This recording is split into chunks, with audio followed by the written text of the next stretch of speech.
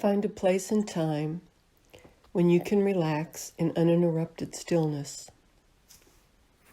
You can close the doors, dim the lights, just make yourself comfortable. You can invite your guides or your angels to join you. Do anything that makes you feel secure and gives you a sense of safety. Should you need to return to normal waking consciousness for any reason, you'll be able to do so quickly and easily. Before you begin this journey, it's good to have a destination in mind. Being able to stay focused is key. I'll remind you to remember where it was you wanted to go. And I'll also call you when it's time to return. So let's begin. You can be sitting up or lying down. Just be comfortable. Your body welcomes the chance to just relax for these few minutes. Give your full attention to how it feels to be in this space at this time. Notice the rise and fall of your chest with each breath. And with each breath, relaxing more and more. Thinking to yourself, rest, rest, rest. You may become aware of thoughts you're having. Notice that they're there. You can always get back to them. But for now, just let them drift by thought, drifting by like passing clouds, letting them go, focusing just on the sound of my voice and what I'm saying. I'm going to ask you to bring your attention to your right arm and to flex your right arm, including your hand and fingers, and then release it. Notice how the arm felt when it was tense and how much better it feels to be relaxed. Now do the same thing with your left arm, tensing and releasing and noticing the difference. How much better it feels. Now both your arms, hands, and fingers are nicely relaxed. Along with this, you can just let your shoulders drop. Just letting go and relaxing. Now I'm going to ask you to focus your attention on your feet. Your feet carry you throughout the day. Notice how they feel. Feel the energy that flows through them. Energy that connects you to the earth. Now give your feet permission to relax. Letting them both relax. First the right, then the left. Notice how the energy has changed as you allow them to relax. Now bring your awareness to your legs, sturdy and strong. They carry you along wherever you like to go. Feel the energy that flows through your legs. Now you're going to relax both of your legs, letting the long, smooth muscles of your thigh relax. First the right leg, then the left, relaxing your thigh muscles. Now take your attention to your calves and do the same thing, letting those muscles relax as well. First the right calf, and then the left. And now your ankles, letting your ankles become loose and limp and relaxed. Your legs and feet are now completely relaxed, but I want you to scan for any tension that might still be there. Beginning at your hips, let any tension flow down your thighs, across your knees, down your shins, over your ankles, and right out the ends of your toes, disappearing completely. Now bring your attention to your hips and your abdomen. Notice how the energy feels there. Is it flowing easily, or is it sluggish? Are you holding tension in this part of your body? Allow yourself to let it go. Allow this part of your body to release any tension you might be holding there. And notice the difference in how it feels to relax and let go. Let your hips just sink into the surface you're resting on. Letting go, relaxing more and more deeply, feeling more and more at peace. Now bring your attention to your chest area, including your midsection, your stomach, your heart and lungs. Become aware of how this part of your body feels. Can you feel your heart beat? A great many feelings can be held in this area. Allow any type of stress to disappear, any negative emotions to just dissolve and melt away. Letting go of any feelings of pain or sadness. Notice how your chest opens and softens as you relax more and more deeply with each breath. Notice the peace you now feel, safe and secure. Now bring your awareness to your neck and notice how this part of your body feels. Move your head gently from side to side, or any way that feels right to you, easily releasing any tension or stiffness that might be there. Gently relaxing, including your throat, loosening and opening your throat as well, and feeling the openness. Now concentrate on your back. A great deal of energy flows along your spine. It moves up and down your spine, energizing every part of you. Imagine this same network relaxing every part of your body as it moves up and down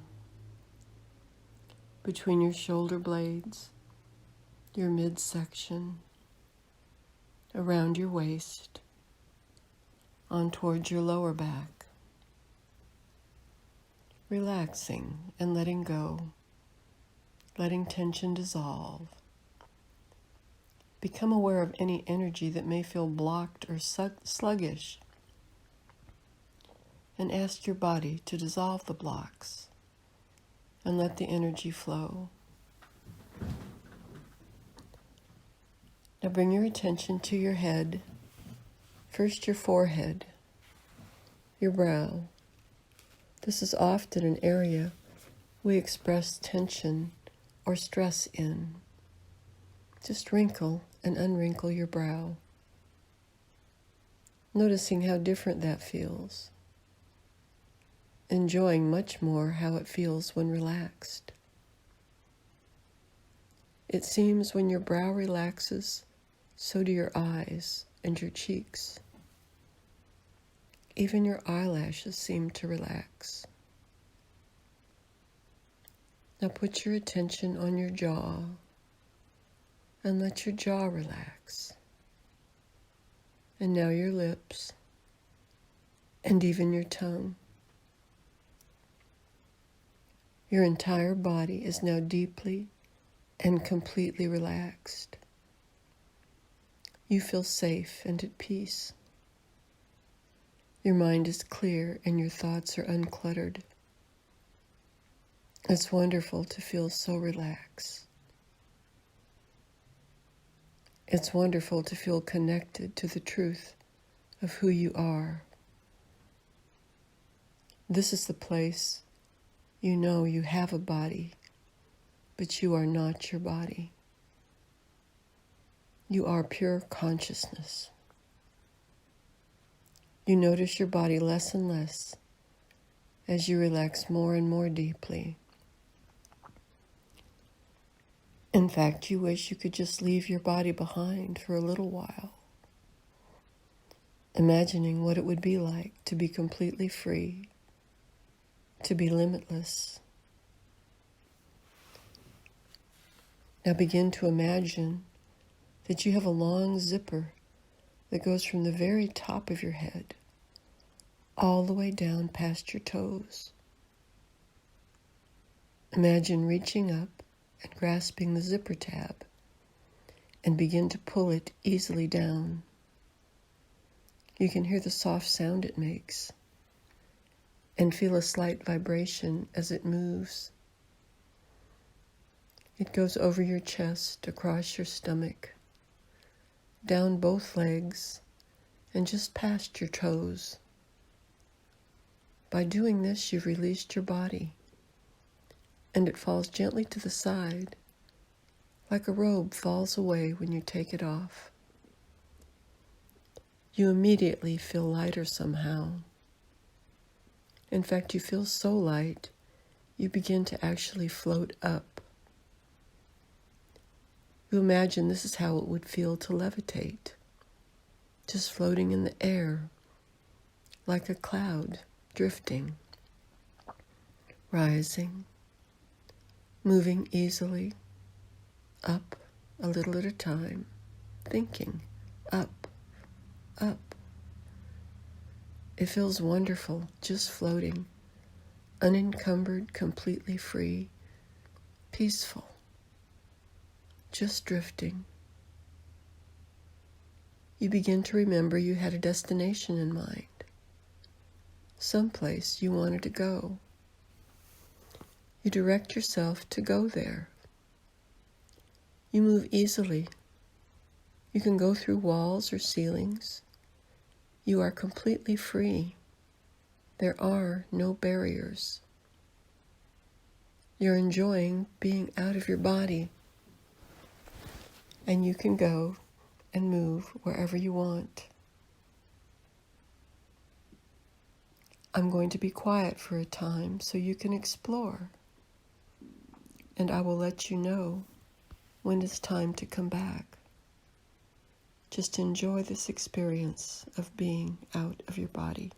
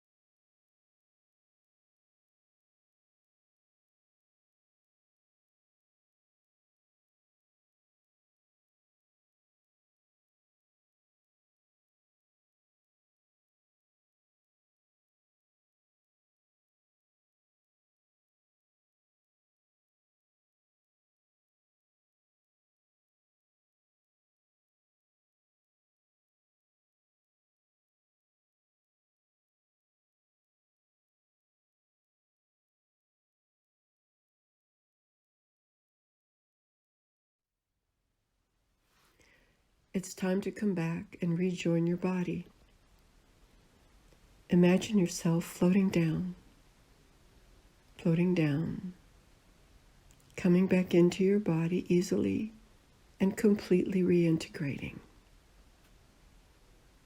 Allow your body to welcome you back. Give yourself a few moments to become fully grounded and back into your body. When you're ready, you can open your eyes and wiggle your toes. You recall clearly and completely everything that you did. And the next time you do this, you'll be able to do it more quickly, with more control and more awareness.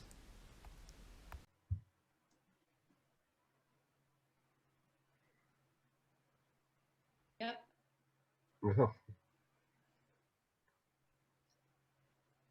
Was out in what I call my skinny astral body. I don't, well, it's when it sounds, but when it's like a minimal, I use this minimal, I project out with this little energy as possible. So it's just kind of a little sightseeing thing. I can't really interact or anything like that. But I did get out. I went first, Kathy, I didn't think to come to you. I don't know why. I went to the Bayfront. That's my go-to place, to go to the Bay. And I went out to, I guess that's Beacon 9 out there. And I was going to sit on it, but it's kind of pointy. So I just floated above it. And then I went to the lift. I just decided to travel in time a little bit. And I wanted to see Francis at the Lafitte Hotel when it was still there. So I went into that and looked around. No one was there. I couldn't see. I know Wayman was there somewhere. There was a fireplace in the parlor, the fire going in the fireplace. And someone's reading glasses were on the table at the end of the sofa in the parlor. And I went into the kitchen dining area. I couldn't see Francis. So then I popped into Barquette's restaurant at the same time period that I was there, the exact same time. And her mother was back at her table near the kitchen. And I finally saw Francis. And I was trying really hard to get her attention. But, you know, in a minimal body with very little, if you don't take a lot of, you know, make a good substantial body, you really don't interact with people very much. It's cold outside. You don't feel cold or heat out of body, so that's good.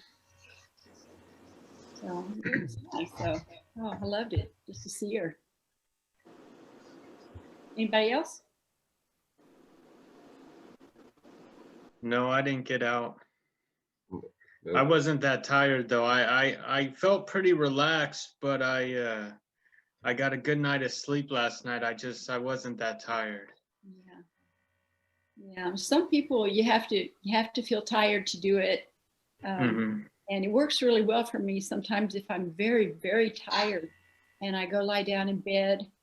And for some reason, it's a very simple thing to get out of body. Then sometimes I do it right after I've woke up and I'm not tired. And I can also, you know, I can do that. But the ones in bed are nice where you're cozy in your little nest and you're sleepy, but you keep yourself awake. You know, you keep your mind awake, let your body fall asleep and keep your mind awake. And then as soon as you can feel your body drifting off, like your body's gone to sleep and you're still lucid, you can direct yourself anywhere. And it's pretty cool. Yeah, I need to work on it. Yeah, it's just practice. It is. It's just practice. Looks like somebody wrote in the comments they drifted. They got a lucid dream, and it was great. From Mikey. Oh, excellent. Excellent. Wow. That's very good. I have questions. I would like feedback because I'd like to be able to do well in helping facilitate this. And I wanted to know if I gave enough time to the relaxation portion or enough direction for the out of body prompts. Yeah. Your voice was nice and soothing. Yeah. Thank you. I was looking through old notes because we talked about all of these, about the zipper technique and all of this stuff when we were putting this together. And I have about 30 different things that if I get to time, I'll go through all of them in a class. If I'm teaching a class, I'll go through all of them. But there's one that I call my Tinkerbell body that happened to me once out of body. And I told myself, well, I was lying in bed. No one was home. I was lying in bed and trying to get out of body. And after a while, I just got frustrated. You know, it's like, oh, well, it's not going to happen now. So I got up and I went to the living room, but I was so tired. I felt like I was just made of lead. And every step that I took was just like, oh, this is weird. And I went to the couch and I just laid down on the couch. And as soon as I laid down on the couch, I popped out and I was just zinging around the room, just singing around the room. And I thought, this is weird. This doesn't feel right. And then I looked back down at the couch and I could see my body there. And then I could see a cord attached to my body going all the way back to the bedroom. And my physical body was there. I had gone to the couch and laid down, not knowing that I was out of body, and I projected out of that body, which is quite possible. I don't know if y'all know that. Yes, you can project out of your astral body. I don't know how high. I think I've done it. I've projected out of my body into an astral body and projected out the astral body into, I just call it the Tinkerbell body because it feels like you're very tiny, but I mean, you can move anywhere just so fast. You're in such a lighter state of being. So that's the Tinkerbell body. But you can actually do that, just not realize that you've gone out and then go sit down somewhere and lay back because you're so tired, you're so heavy because you are out of body. And I didn't know it. I didn't even recognize it until I saw the cord. And I went, oh, you can go out of your astral body. And then I just went ricocheting off the walls. It was so much fun. And I think I've done that twice in my life. I've done that see, I get confused sometimes because of lucid dreams and projecting while in a lucid dream and what counts, like I get in that whole wrapped up in that where, well, if I didn't turn around and look at my body, does it count? And like what I just experienced, I don't know where in the realm that lies either, because some things happened. I learned some things. Like, I was visualizing at one point, I was so relaxed and I could feel myself kind of like sinking. And I kind of recognized that if I were to go with that, I think I would be able to pop out. But I have this like,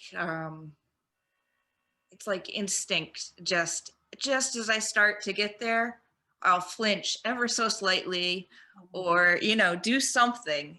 And I just was able to see a little flinch of fear in me that I hadn't paid attention to. So I was able to just lie there and kind of notice things like that.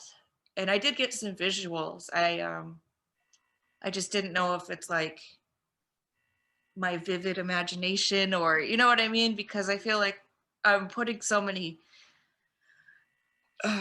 ideas onto what it's supposed to be. But one of the cool things that happened was I started imagining as I would breathe, every time I would breathe out, that I would sink a little bit deeper into the bed. Yeah. And then I visualized, or, it was almost like a dream image. I started to see things. As soon as Kathy started saying that you are consciousness, it was like, boom, and then I just was seeing all these vivid colors and it was almost like warp speed, like I was zooming backwards and seeing all these shapes and colors and beautiful things. And then back to the breathing, and every time I would breathe out, I'd sink a little more. And then I saw myself like a little tiny me on a canoe, and my physical body here. And every time I would breathe out, it was like I had the paddles, and I would go whoosh, and I'd push back further from it, further from it. But you know, it was really cool. Just to be still and do that. Like, I don't do that a lot, you know. But I always have that doubt in my mind, like, what was that? Where does that lie on the spectrum? So Wow, that's on the path. I mean, that's right there. You know, you could consider it out of body, just like a lucid out of body thing, without taking a heavy body with you. You know, it may have just been your consciousness that you projected out, maybe in a little, just a, you know, it doesn't even have to take form. The body doesn't have to take form to go out in it. In fact, a lot of times when I've gotten out of body, I don't like heights. I don't. But to get places, you have to fly. You know, you have to go. yeah. And sometimes, especially early on when I first started getting out of body, I would look down and go, oh, I don't like heights. And just immediately I would just go down right wherever I was. And that wasn't where I wanted to go. But yeah, you can, but you can just project a very limited amount of consciousness out and experience those things and then come back without really thinking that you've projected, but your consciousness, you know, you have projected a little bit of consciousness out, and it just takes, you know, it's just a repetitive thing. The more you, let's see, okay. That muted it. Am I okay? Yeah. Yep. Okay, yeah. You can take just a little bit out and bring it back and remember it, and then it's like a repetitive thing that you practice and you practice, and you get really familiar with the feeling, even if you're not doing it. I just always call it dry runs. If you just do it, even once or twice a week. I mean, like I said, I used to devote a huge amount of time to this, and so these things like this are particularly helpful for just learning the relaxed state that you need to be in. And even if you just visualize all of these things, just go, it's telling your body what you want it to do. You're telling yourself what you're trying to accomplish, and it stays with you. Okay. Yeah. Good. I think one of the things that you had suggested, Sue, when we were talking about what to use to help people, you said something about pushing off that you would sometimes use. Oh, really?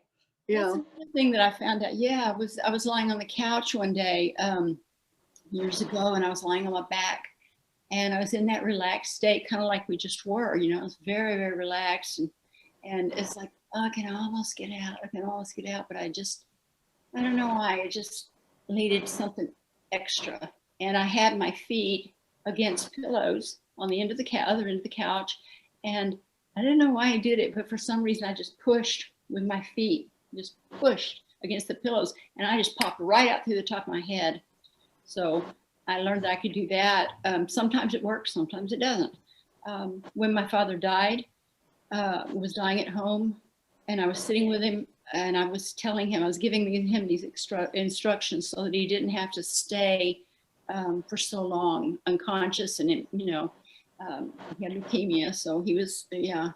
And but I just sat and talked with him and told him how to do that. And then I put 2 pillows at his feet, and I said, Daddy, when you're ready, push your feet down and see if it helps you to get out of your body so you can go on home. And then we were in and out of the bedroom a lot, and I was just outside the bedroom door when he actually stopped breathing. And my husband was in there, and he told me, and I rushed back in, and sat and held his hand, and you know, just, yeah. But I was hoping it would help him. I thought that might be something for people who are dying. It might make it easier for them to evacuate the body, the avatar, you know, to get out of the avatar. Yeah. Yeah. That's like the Tibetan Book of the Dead, you know, they would kind of go through those rites, sit with the body and just read through and, you know, to guide the consciousness on. So you don't get lost, you know, or you don't get scared and this whole process. Exactly. And I sat with him probably, hospice was there, and they called they pronounced his, time of death, and they called the funeral director to come, and take the body. And I sat with him from just almost the moment after he took his last breath. I sat there until they got there, holding his hand. And I told him, because I told him before he left, I said, there will be someone holding your hand the whole time. So you don't have to be alone. And he seemed to have a pretty gentle passing. I think that's beautiful, Yeah. and we can all, that's what, we can only hope for somebody who cares about us enough to do that. That's so wonderful. And for And ourselves. especially, in America, like, that's such an avoided subject. It is. And if somebody finds out they have a terminal illness, it's like nobody wants to talk about it. It's the elephant in the room. It's like, and that person's probably like, would really like to talk about it, acknowledge that they're going through this. So it's really beautiful when somebody is able to kind of see through that and sit with the person and make it, Yeah. yeah. I was listening to an audio Robert Monroe on his Explorer series, and he's telling people a story when he went to go visit his mother when she was dying. And I guess as she was in her deathbed, weeks over time, he sent her tapes and stuff of what he was doing. But he thought his mother didn't really care about all that stuff and everything. But supposedly she was listening to it. And then when she was dying, he went there and she questioned him on some of the stuff that he sent her. And I think he said a few times her eyes rolled back in her head, and then he thought she was gone, and then she came back and she says, "Oh, I see what you're talking about," or some of your stuff like that. And she did that a few times before she actually died. Oh, Yeah. wow. He was really happy to hear that his mom actually listened to some of his work. Oh, that's great. For me, one of the things I'm going to have to get over is all the, I don't know what the right word for it is, but all the junk that I project onto astral projecting. Like how I'm saying it has to be this or that, and it has to go this way. And I have to float up and then turn around and see my body, or it doesn't count, or, I think that's kind of the stuff I'm gonna have to come to terms with and just, throw that out the window. That is, yeah, you're right. That's, we put so much pressure on ourselves to do it the right way. There is no right way. People have out-of-body experiences sitting at their desks. They have out-of-body experiences during their sleep, while they're awake. Accidents. Almost everyone who's in an accident goes out of their body for just a little while, because that's like look like it's going to be so, until the accident has happened. So, yeah. Brian, did you get out? You didn't get out? I was very relaxed. Yeah. I think it was a good script. And I kind of visualized, I had some visualizations, and I think I went out a little, but not like, like a vivid, because I just wasn't tired enough to really, get a vivid experience. But just practice. Yeah. yeah, I definitely felt relaxed, and it was a good, a really good script that you read. That's good to know. I think if I listened to it like right as I'm going to bed or something, I think I would have I might be able to have a really like vivid experience. Yeah. You should just keep it and listen. Just turn the audio on and listen to the recording. And just practice it. Yeah.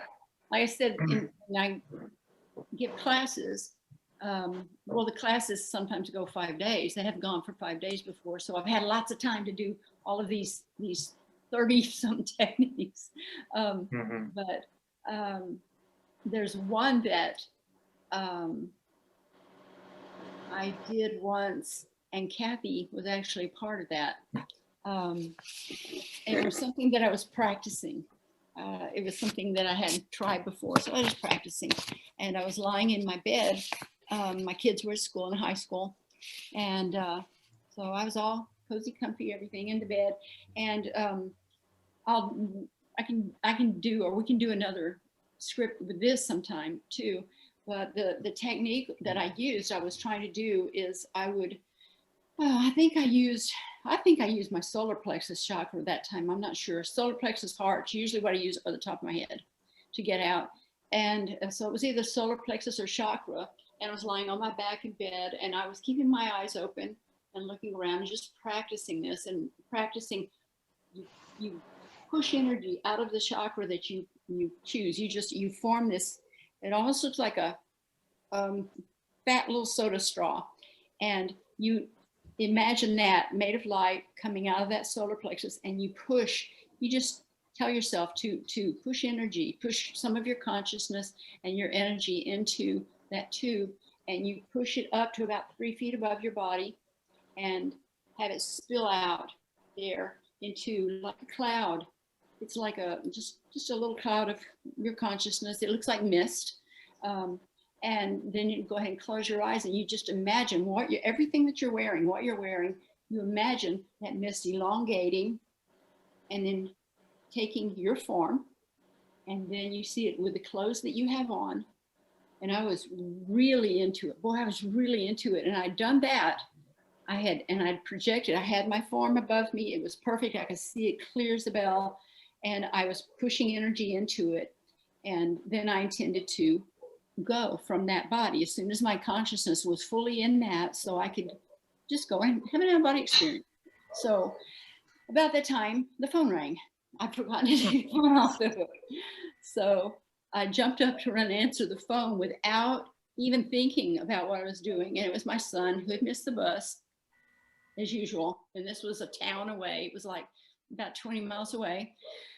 And he was at the school outside by himself and was just like, come get me. I don't have any way home. So I called my mom really quick. And I said, you want to ride to Port Lavaca? We'll pick Lucas up. And on the way, I picked her up and we went to Port Lavaca. There's a very big T stop sign that all of us are familiar with. We've been this way hundreds of times.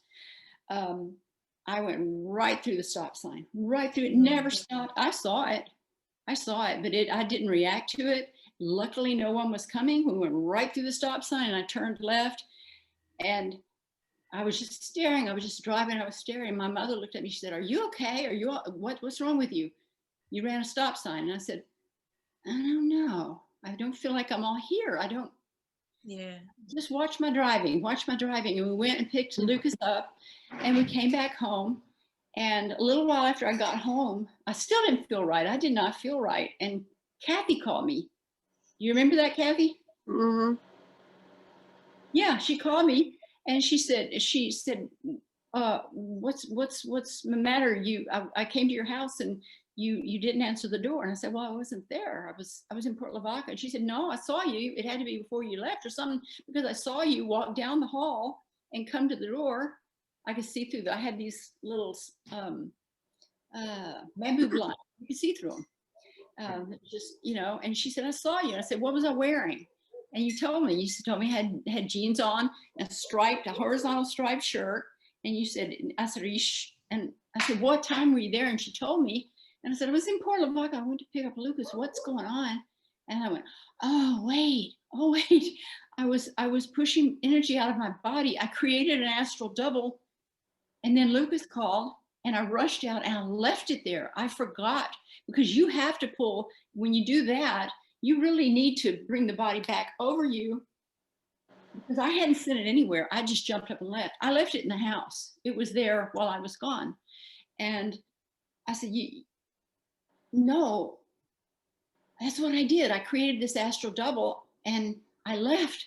And that's why I feel so heavy. That's why I can't, I said, I'm running into things. I ran a stop sign. I said, okay, I gotta go. I'm gonna go pull this back into my body.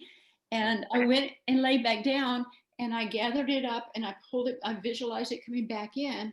And it still took me a while to reorient myself because of what I'd done. So this I recommend, yeah, absolutely, in a setting like this, because then you have somebody make sure you get back in body, no phone, nothing's turned on. And it was strange, but it was almost like a bilocation kind of thing. And I was just heavily disoriented in my body and clumsy and doing things like I wasn't noticing what was right in front of me. I really was glad my mother was with me because I understood something was wrong when I ran the stop sign. I really knew something was wrong then, but I didn't know what. And then if Kathy hadn't called me, I don't know if I would have pulled it back in. It would have had to come back in while I was sleeping. So, but we can do that one time. That is a really good one also. It's very good. It works no matter if you've been out of body before, it does work. Found that out because I did not push myself out of body. I didn't put myself into that. My consciousness was not, partially out of body, but mostly in body. I was in the process of it. And then I just got up and got in my car and just rushed to get my kid at school. And so it's good to do it in a setting like this where you have someone who can talk you through it and then bring you back and make you pull that above you, see your form, see the straw, the tunnel, the little tube of light, and just watch the energy come back through it. It just looks like light coursing through this clear tube to me. That's how I see it. And pulling it all back in and then lying there for a little while and reintegrating. It's best to do that one with a tape or, being talked down. But yeah, I didn't do that one again. I didn't, it was just a practice. I didn't know if it was going to work. It's just something new I was trying. And it worked. Yeah.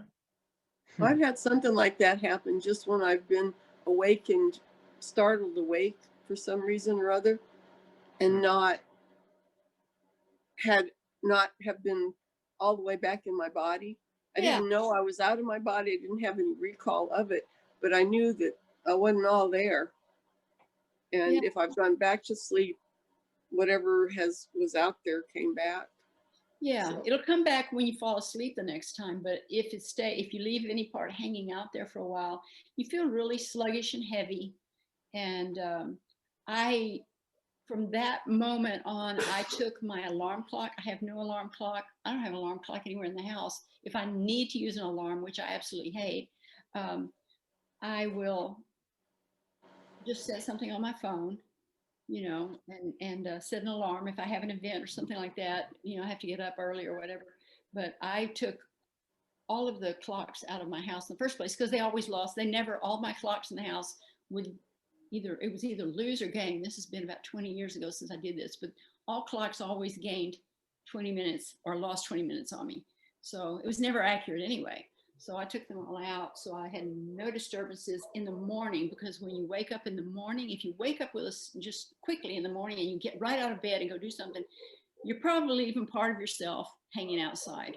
So it's good to lie in bed for just a little bit and wallow around a little bit and come to consciousness better, reintegrate. But I know exactly what you mean there, Kathy, when you said that, because yeah, you can get up quickly and just leave it there, hanging. So yeah. I have something I would love some insights on. So Kathy knows me well enough to know that I'm a really vivid dreamer, often lucid dreams.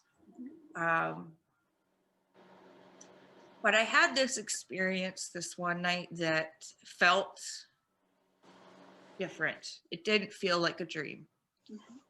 I haven't been able to figure out what was going on, but your story made me think of it because it was pretty similar. So Yeah. I'm in this I'm in this dream, I'm in a car. We pull up in front of this Victorian house with stained glass windows, and it kind of looks like the one I grew up in. Yeah. A little different. And I become lucid while I'm in the car. So I know I'm dreaming, but none of my stuff is working. Like I lucid dream all the time. So I'm doing reality checks. Those aren't working. I'm trying to fly. I can't fly. I can't do anything. And like, I know what I'm doing. So I sit there and I, do all my normal things, like, readjust will and tell myself I'm capable and this, that, and the other, and nothing's working. And I go open the door and walk inside and I see me, like another me. And she looks scared shitless and grabs me by the arm and she said, "You're not supposed to be, like, why are you here?" And she grabs me and she kind of hush, hush, hides me in the corner. And she says, "We can't let him see you." I said, "Who?" She said, "This is a demon's house Oh, and you are not safe here. I don't know how you got here." wow. And so we're trying to keep each other like lucid kind of like throughout this, so that we don't get sucked into this demon's powers basically. And by the end of the dream, she just says that he's going to get one of us and we have to split up so we don't both die. Yeah. And she's the better version of me. Like, she lives here, so she can fly and do anything she wants super easily. I'm struggling. My normal tricks aren't working. So we go outside and she flies away easily. And I'm like, oh, I guess I'm the sacrificial lamb, So I can't fly, I can't do anything. And finally I just said, like, F this. I'm not going to run. I'm just going to ask him what he wants. I'm going to confront him, right? That works. So I stopped running and he gets right in my face. And I just said, my normal dream stuff. And again, it didn't work. So I said, your negativity is not welcome. This, like, if you have an issue, you can talk to me normally, no attacking. This is my dream and I don't, that's not welcome here. And he just kept laughing in my face.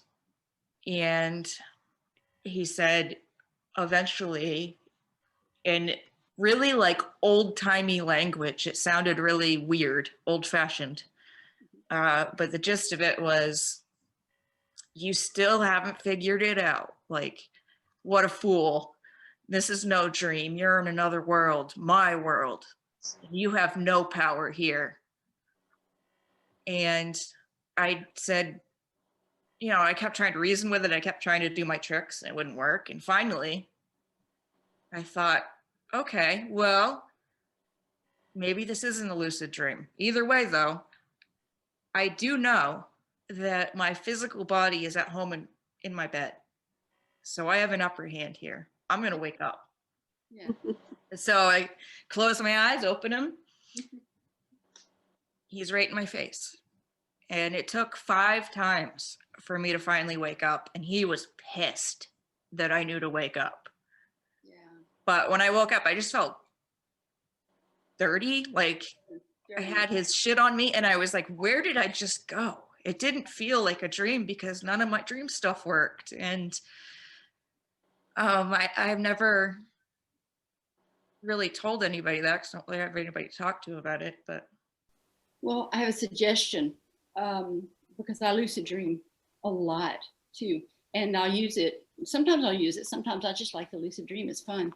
But if I want to get out, it's a real simple way to get out. It's easier for most people to get out from a lucid dream. And if you are a lucid dreamer and you come to consciousness in your sleep, in your dream, and you absolutely know that you're lucid, you can choose to play the dream out in a lucid state, or you can say, what I say to myself is, I want to stop this dream now because I have other things to do.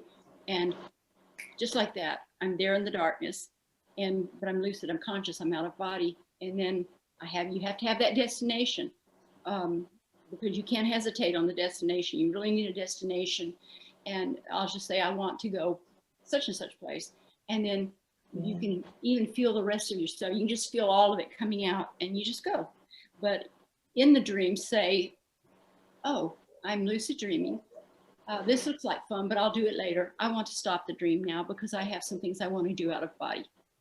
It's simpler than that. Make it So simple. it's like nothing was working though. You know, I tried that. I tried the spinning Did you say for I a want new to stop location. this dream? Say again? Did you say I want to stop this dream now? Yeah, yeah. It I was should saying, work. you know, when I open my eyes, I will be awake. You know, I will be out, like nothing was working. So I was Yeah. like, you know, before that, I said I had tried the spinning thing that I will do sometimes, like Yeah. picture a location and spin, and then I'll be there. Yeah. But I've always got this feeling like I don't think any of my dream stuff was working because I don't think it was a dream. I feel like I went somewhere. Like I didn't know that I went somewhere, but Yeah, it's possible that was a different type of experience, because out of body, I mean, if you can just be aware, you can just say, this is a dream. It makes you more lucid. You become more lucid just by saying that. Because you're out of body, I mean, you're lucid, you can speak, you can hear your voice, you know, you think you're talking out loud. And I've always just said, oh, this is a dream, I'm lucid. I want to stop the dream now.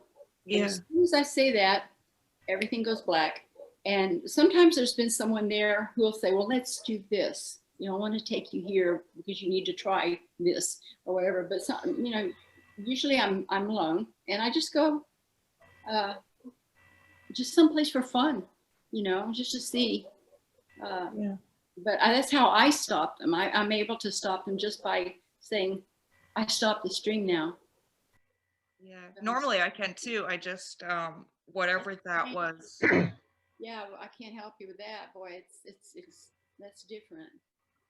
I'd always wondered if I had traveled somewhere. I know some definitions include for astral travel anytime that you are aware that your physical body is elsewhere. Mm-hmm. So the lucid dreams where I know that my body is asleep in my bed, I guess would count by that definition. But I guess that kind of scares me, thinking about that I, you know, go places that I don't realize I'm going to, that maybe I shouldn't be going to. Yeah, another thing I was going to tell you, I was going to suggest to you also about, I talked about attachments and things like that you can kind of, especially for alcoholics, for drug users or whatever, almost always, they always have attachments, some kind of energetic attachment. What I've experienced, I don't really drink and I don't do drugs. I'm just, but what I've seen when I've worked with people, been sent to work with people who are having a bad time or what, a rough time out just in their body or whatever, or have been injured, whatever, that the attachments often, most of the attachments that people who are addicted to anything, any substance, the attachments are often deceased people who were also addicts. And who did I, what's his name? Oh, I'll think of him in a minute. It was a medium that had talked about this at one time, but he said that after he passed, he communicated with his protege after he passed. And he said that even he was an alcoholic. And he said, even after he passed away, he was still an alcoholic.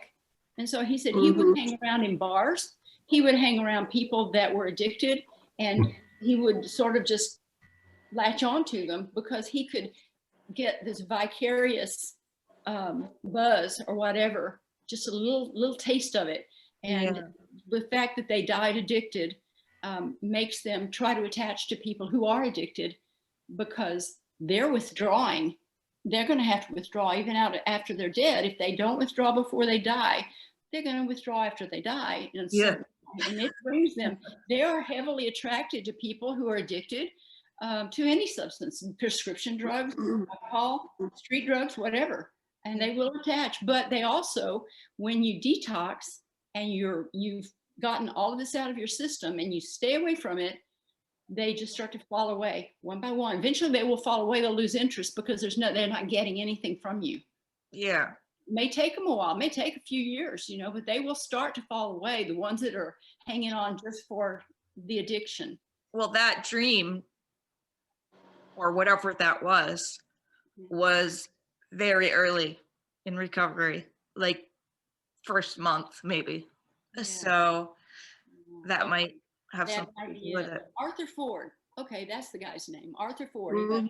That is, yeah, Kathy, you know. I remember that. Yeah. He Yeah. he was the medium. He was a famous medium, and he had a lot of famous clients. But the one thing that he did was he was the one that decided who gave the Houdini code to his wife. They had a code before he died that because Houdini was a debunker. He was a big debunker, but he wanted to know, he wanted it all to be true. And so he and his wife came up with a code that they had used during their early days as a magician, and she was his assistant. They had this code that would tell them what, you know, tell her what to do, what he wanted her to do without people knowing in this audience.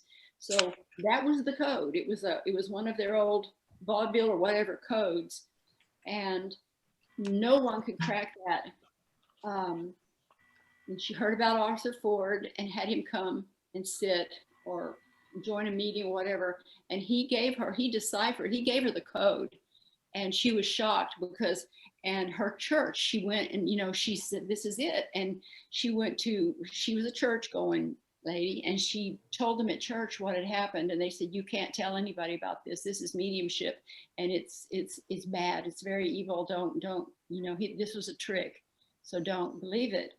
But he did give her the code, and he had several books. I don't think I have any of them anymore, but he had written several books, and one of them had this incident in it. But he knew he was an alcoholic, you know, and he talked about that to some degree, about the fact that he made the mistake of dying while he was an alcoholic. You know, he never gave it up. God, that would be just pure hell, having to just be sick for eternity. Well, it's not for eternity. They eventually, because you do receive healing when you pass away. You do receive healing, but while this is going on, since they were addicts in life, they still have that inclination. They will try for a while until they just are completely kind of purified where they've gone. They will try. He said he spent more times after he died in bars than he did when he was alive, because he was so desperate for that buzz or whatever, just to get that vicarious little bit of, you know, we said it was not satisfying. It's never satisfying, but it was better than nothing. See, the shadow people that I had seen when I was detoxing around that time period, and not just straight, you know, the physical part would be done and then I would still be seeing them. It was, you know, quite a while, but in the most grueling parts of it, I felt like they were there to watch, like that these are really evil, whatever they are, and that they enjoy that misery. They just, and fear, and they just soak that up. The ones that are Mikey, Susan, Mikey has a question on there for you guys, or anybody. Do you guys ask your spirit guides to lead your projections? He asked. I did. I tried today, especially with all those creepy things around. I'll take all the help I can get. I always do. I've always done that. Even back in my teens, I knew to do that. I don't know how, but I would surround wherever I was. There's usually my bed. Surround my bed with a big bubble of white light. Surround my house with a bigger bubble of white light, and then I would ask angels, God, whatever, I would position, you know, one stay on this side of the bed, one stay here, one stay behind the bed, one at the foot of the bed. Guard my body while I leave it, and take care of this place while I'm gone, so that my body's safe. And I had no worries then. I never had any worries when I went out. I've rarely, you know, I've never experienced anything really evil in my bedroom. Nothing like that.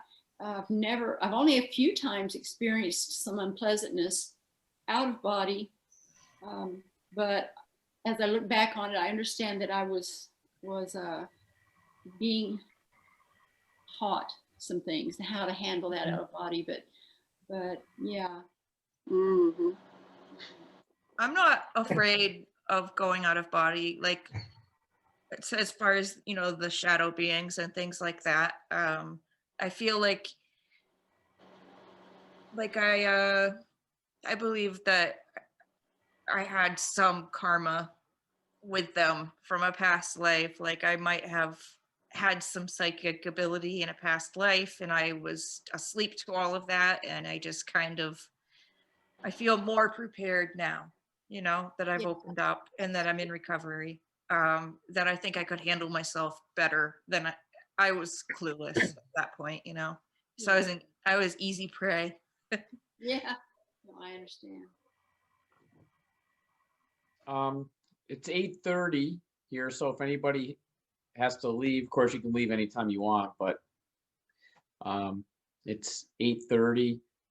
And I was gonna stop the recording and then just keep continuing if anybody wants to stay for after hours chat. I've got a really interesting thing to talk about. We'll talk about it another time. But my son Astral projects also, my youngest son. And he was here one summer. When he was still here or visiting, I think he was just visiting.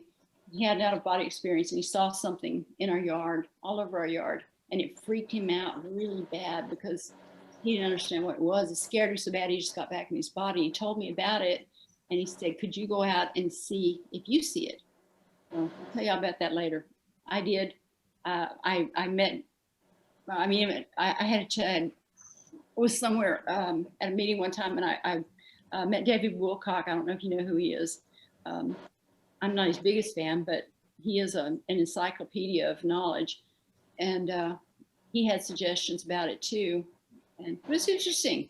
It was really interesting to be able to have a co-projector, you know, go out and say, hey, there's something in the yard. There's something all over this place. See if you can see it. And then I went out and I did see it. It was there. It was there actually for about 6 months. What did you think it was? Looked like different sized black balls floating, and they had a tether into the ground. They were different heights all over the property. They were maybe 8 feet apart, if that, everywhere. Some of them were higher, some of them were closer to the ground. Some of them, there was a couple that were about 6 feet in diameter. There were some, most of them were, I want to say about 3 feet in diameter. A couple were a little bit smaller, but they were everywhere, all over the property, all tethered to the ground with a black tether. And it was really scary to see that and know that we both could see it and that they were there. And so, yeah, I'll tell you all about it another time. I'll tell you, it was a really interesting experience to have two people go out of body from this house and see the exact same thing. And I kept seeing it. I would go out and check every so often to see if they were still there. They were still there, and they were something. I'll tell you all about it another time when we have more time. But it was really, really interesting. Yeah, sounds it. Aliens. Wasn't aliens. I was thinking, Kathy, another really interesting one for you to do maybe would be like a shamanic journey to get out of body. Mm-hmm. That's something I've been having show up in my dreams a lot lately, where I'm going through the tunnel and shape shifting. So I feel like I would really like to try one of those.